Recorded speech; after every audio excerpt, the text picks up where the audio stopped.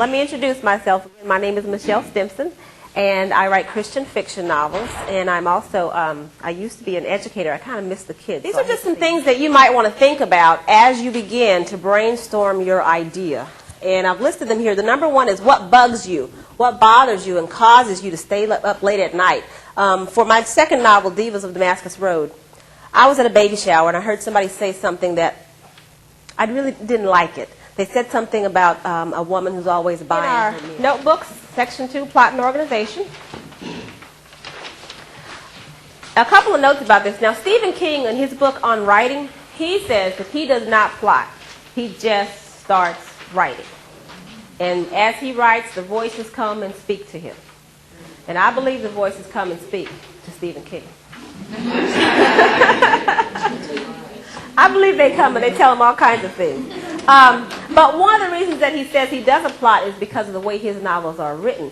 He starts with the situation, and then he goes. As I said before, Ralph Fletcher says that a story is the intersection of characters, plot, and the setting that you're using. And what makes your story unique is how all these three come together. Okay. One of the best compliments you can ever get from a reader is, "I saw myself in your book." All right, let's go ahead and get into voice and word choice. Voice and word choice. Your voice is you. It's just you. And I will have to say there are some books that I think to myself, this is not the best book, but gosh, it's so voicey. Voice just forgives a multitude of sins when it comes to writing. If people can relate to you, they'll look over some things that you might have done wrong because they like to hear the way you tell the story. I have some successful tips for successful dialogue on that next page in there. And a couple little notes here. You just kind of follow along with me with the bullets there. Your character needs to be at his or her best when speaking. If you've ever been somewhere and then somebody said something and it kind of made you mad, but you didn't really know what to say, so you just said, okay. And then you left. And then when you got in the car, you're like, oh, I should have told her this. Oh, I should have said this. Well, you get a chance to do that with your characters.